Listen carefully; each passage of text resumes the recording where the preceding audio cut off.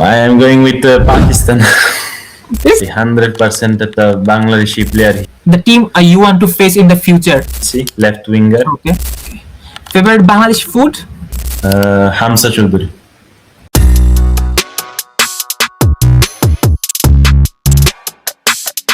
Hello everyone. Welcome to Origin Talk. So this is the first podcast of this series.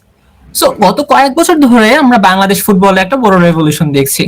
The journey begin with Jamal Bhuiya, then আস্তে আস্তে গত কয়েক বছরে আমরা হামজা চৌধুরীর মতো একজন সেন্সেশন, শামিত সোম, জায়ান আহমেদ এবং আরো আদার bowlers arrived in Bangladesh and also were under the national team's radar. So এরকম ভাবে আমাদের দেশের সর্বশেষ সংযোজন হচ্ছে the Sullivan Brothers in the AHL level games. So it's a matter of great pride whenever a player carrying Bangladeshi roots or Bangladeshi blood in different global leagues representing our country. তেমনই হবে আমাদের সাথে আজকে একজন 18 বছর বয়সী attacking winger যিনি ইতালির এক্সেলেন্সা লিগে এসসি ক্যারোনিজের হয়ে খেলছেন। So please welcome Debadit Sarkar. So Deb, welcome to today's podcast. How are you? I'm fine. Thank you. Okay. So Dev, I give a short intro about you. So এখন how about you tell about yourself, like আপনার এই playing ক্যারিয়ারে আপনি যে সকল টিমের under ageing লেভেলে যে সকল টিমের হয়ে খেলেছেন কিছু টিমের নাম মেনশন করেন ফর দ্য ভিউয়ার্স। আমার ক্যারিয়ারে খেলছি মিলান একাডেমিতে নম্বর দিয়ে 1, তারপর Enotria তে ইন্টার একাডেমি, Serenia তে Serie টিম, আর এখন আছি এক্সেলেন্সে ইতালিয়ান 5 টিয়ারে কারণেজেতে এসসি কারণেজে প্রথম দলে। ওকে, সো এখন আমরা মেইন হচ্ছে আমরা আমাদের কিউএন সেশনে হচ্ছে প্রবেশ করি। দ্য ফার্স্ট থিং, আমাদের দেশে বর্তমানে যে সকল আমাদের দর্শকরা আছেন সবসময় একটা ক্রেজের মধ্যে এখন আছেন, যেহেতু আমাদের ফুটবলে একটা রেভলিউশন স্টার্ট হয়েছে। সবারই একটা হচ্ছে জানার ইচ্ছা থাকে যে হচ্ছে আমাদের এই যে অরিজিন প্লেয়াররা যারা আছেন তারা কোন দেশে খেলছেন, কোন লিগে খেলছেন, স্পেসিফিক্যালি কোন পজিশনে খেলছেন, এবং দ্য মোস্ট ইম্পর্টেন্ট থিং যে how they are connected with Bangladesh. Is it from the father side, mother side, or were you born in Bangladesh? So what about your family background? আমি 100% বাংলাদেশি। আমার origin পুরোপুরি বাংলাদেশের থেকে। আমার বাংলাদেশের বাড়ি গোপালগঞ্জ। আমার জন্মটা বাংলাদেশে, অ্যাপোলো হসপিটালে। আমি ইতালিতে আসছি যখন আমার 3 বছর ছিল, আর আমার জন্মের পর 3 মাস বয়সের সময় আমার মা তার কাজের কারণে সে একটা নার্সিং এর কারণে ইতালিতে আসছে। আর আমি আমার পরিবার, আমার দিদিমা, ঠাকুরমা, বাবার সাথে দেশে রয়েছি 3 বছর পর্যন্ত।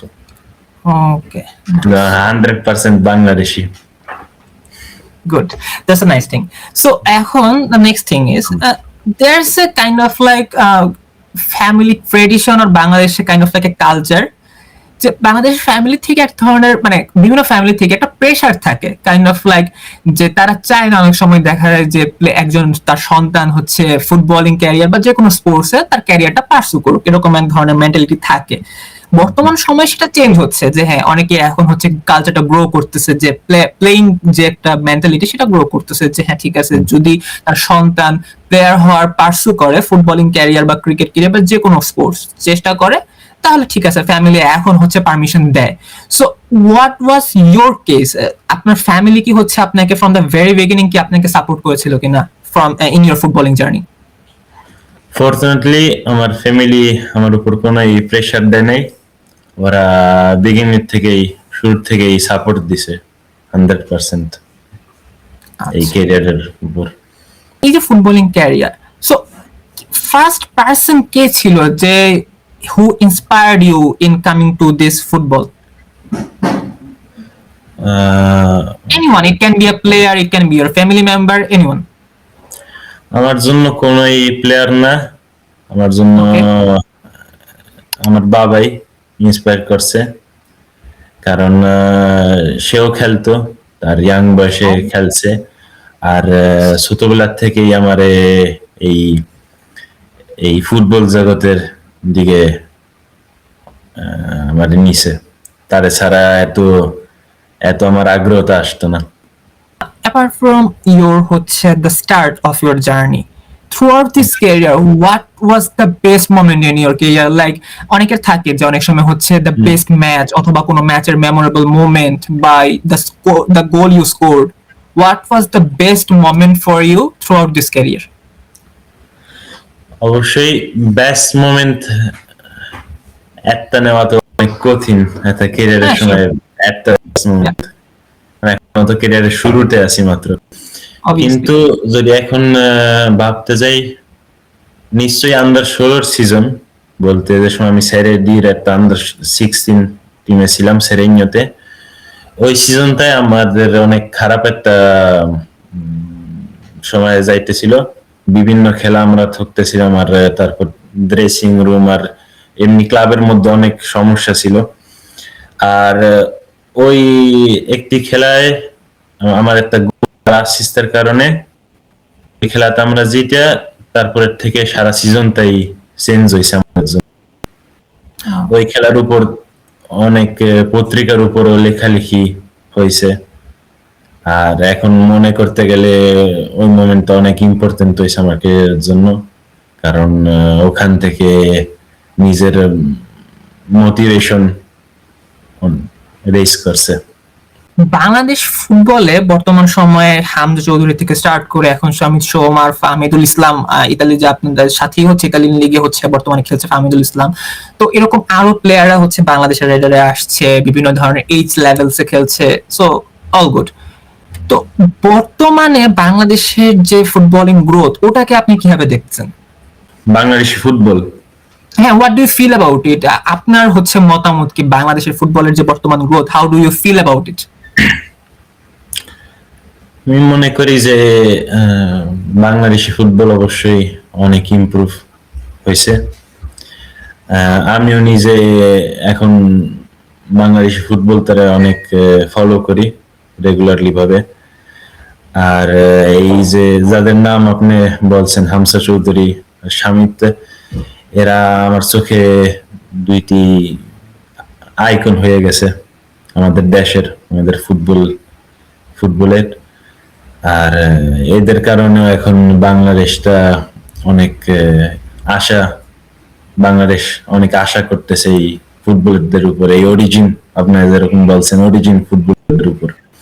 সো রিসেন্টলি বাংলাদেশের হচ্ছে রেডারে 250-এরও বেশি হচ্ছে কোচের সিভি জমা পড়েছে। Hopefully in the next few months we are gonna get a new coach in Bangladesh. So here is the question for you. AFF যদি ইন দ্য ফিউচার আপনাকে হচ্ছে নক করে in the near future for the age levels or national team or anything like that, what's your take?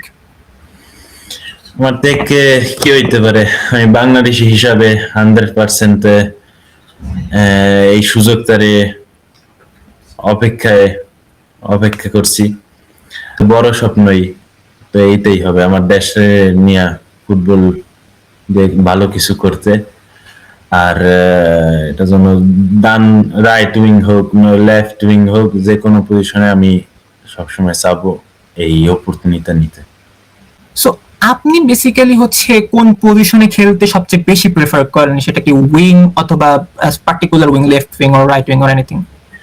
Do you have any specific preference? আমি আমার জীবনে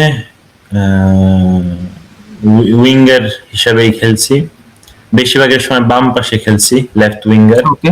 কিন্তু অনেক সময় ডান পাশে খেলি। আর আমি কোনো এই সমস্যা মনে করি না, বাম হোক না ডান হোক। কারেন্ট সিনারিওতে আপনার টিমে, আপনার এনভায়রনমেন্টে আপনি কেমন ফিল করতেছেন? What's the current condition of your team? আর in the next 1 or 2 years আপনি আপনার নিজেকে ইতালিয়ান ফুটবলে বা আপনার ফুটবলিং ক্যারিয়ারে আপনি আপনাকে কোথায় দেখতেছেন? অবশ্যই আপনি আপনার তো লং টার্ম ফিউচারে তো বলতে পারবো না আমি কই থাকবো, এটা তো কারোরই হাত নাই। কিন্তু আমি এক একদিন ট্রাই করতেছি, সর্বোচ্চ ট্রাই করি। ব্যায়াম, ফিজিক্যাল সাইডের থেকে ট্যাকটিক্যাল, টেকনিক্যাল, যতভাবে নিউট্রিশন, যতভাবে পারি ইমপ্রুভ করতে ট্রাই করতেছি। কিন্তু আমরা বলতে পারি যে এই এখন যে আমার সিচুয়েশন, এই কারণে যেতে আমার 2 বছরের কন্ট্রাক্ট আছে এটা ছিল আমার প্রথম বছর।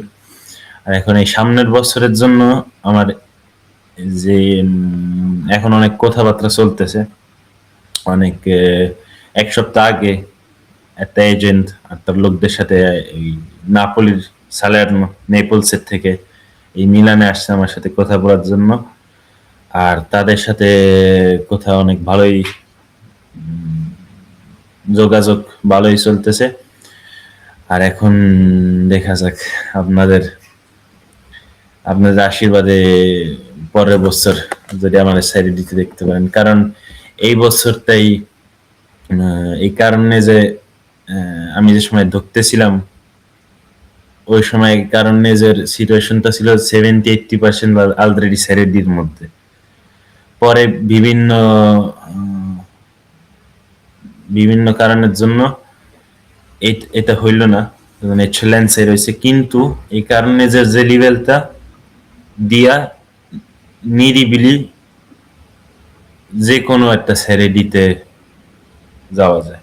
কারণ এই যে কারণে যে লেভেলটা অনেক প্লেয়াররা আছে আমার দলে, যে ইতালিয়ান সেরি বি বলতে সেকেন্ড টিয়ার, তারপর অনেকজন আছে যে 1-2 বছর আগে পর্যন্ত মিলান, 3 জন আছে যে মিলানে খেলতো, এই মাত্র আমার মাথায় পড়ে নাম মনে পড়ে, মিলানে খেলতো, একজন আছে কমে খেলতো, পরে কতজনে আছে যে প্রফেশনাল এনভায়রনমেন্টে খেলতো।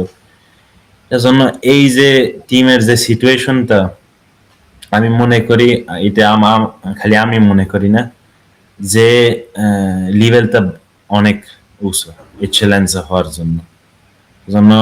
এই লেভেলটা দিয়ে আমি আমার অনেক বিশ্বাস আছে। আর আমার পাশের যায় মানুষ আমার সাপোর্ট করে, এদেরও খুব বিশ্বাস আছে, সাপোর্ট দিতেছে যে পরের বছর উপরে ওঠার জন্য।